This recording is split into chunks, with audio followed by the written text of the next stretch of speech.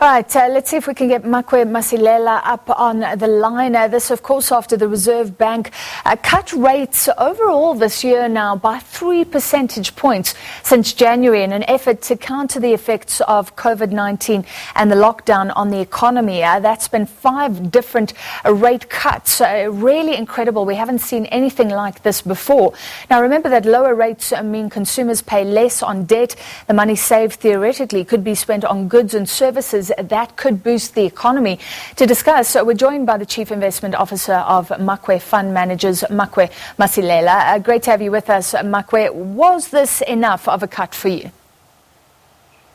Good evening to you. I think, yes, these are good news, but yeah, unfortunately for savers, people who are relying on the interest income, unfortunately it's not going to be good news for them because they'll be getting less. But I think it was expected, and as we've seen that our economy is just about to fall off the cliff. And for them to also tell us that, listen guys, we think the economy is not going to contract by 7% anymore. We should be contracting by anything around 7.3%. It shows you that these things are not looking okay. And just to note that the reason they're saying it's going to fall worse than we expected, it's all because of this prolonged lockdowns, that they're going to have an impact on the economy. So who could have ever predicted, I mean, the series of cuts that we've seen this year amounting to 3 percentage points? This is so unusual for our Reserve Bank, but a sign of the times, Makwe.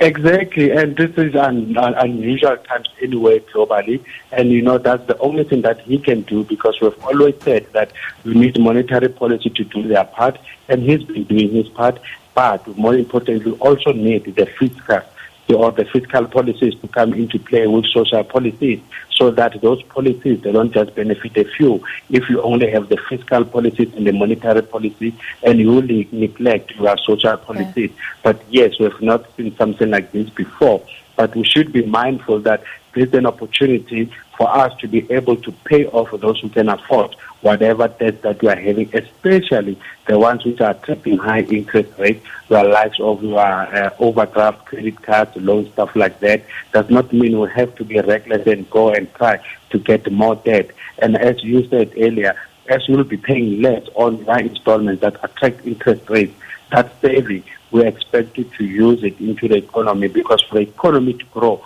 we need to continuously keep on spending money into our economy. Let's focus specifically on monetary policy. You said everybody has to play their part, but this is under the auspices of the Reserve Bank. They've often said they can only do so much, but in Europe, interest rates are at 0% in some parts. Can't we go much lower here? There is still a room for us to do that. It's just that we've just been shocked to realize that 2 voted for a hold, and you ask yourself that it's only 3, so what's going to be the decision in the next one? But for the fact that inflation is no longer a threat, and it's even far below the midpoint of 4.5%, so yes, one can easily say we can expect more should things get to worsen. Yeah. But also we have to bear in mind that the guys have to keep on reducing interest rates in a very responsible way, because we don't want some aggressive cuts.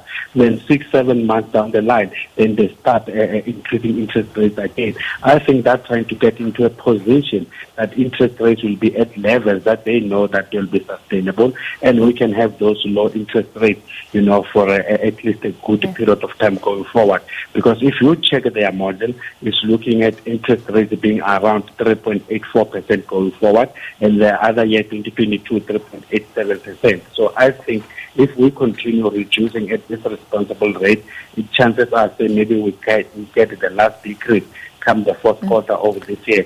Chances are they can be able to live with that, you know, for the next coming 24 to 36 months. And hopefully that continues to stimulate our economy, and bearing in mind that it's not only that tool that they're using, for the fact that there's also eased on some restriction when it comes to bank, when it comes to the lending of money, so that as well should be able to have. But these interest rates have happened rapidly, so we have not yet seen the real effect of them into the real economy. And I think it's only fair to give them a bit of a time for those effects to be felt by the real economy, because they are intended to help the real economy, not just the rent or the stock market. And like you said, I mean, cutting too fast, too quickly is a shock to pensioners living off their savings. We have to consider them as well. The bank also targets the rand, and the higher rates encourage investment. That shores up our currency. Is that a big consideration right now? It will continue to have an effect in some way, because you don't need a currency which is just too weak. But the reaction, I think, when it comes to the currency, it was well, because what we've seen, the rand, it was a little bit weak at almost 1669, but we've managed to erase some of those losses.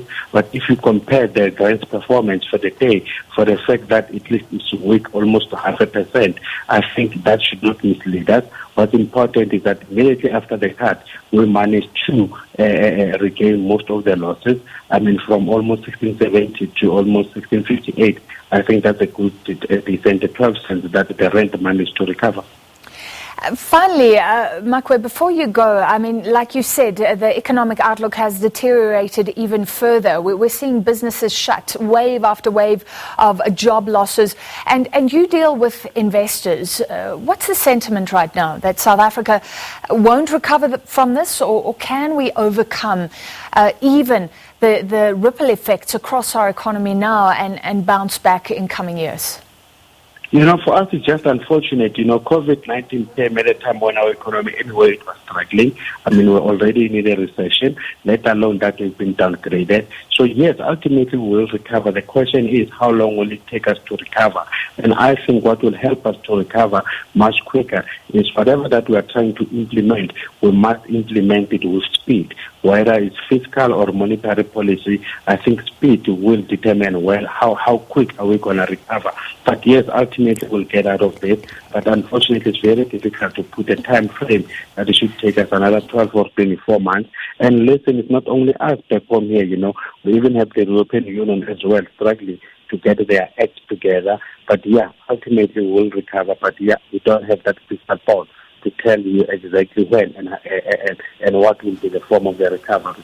And as that projecting, they think the economy will grow at least by over 3% next year. All right, thank you very much. The Chief Investment Officer of Makwe Fund Managers, Makwe Masilela, and that was The Bottom Line.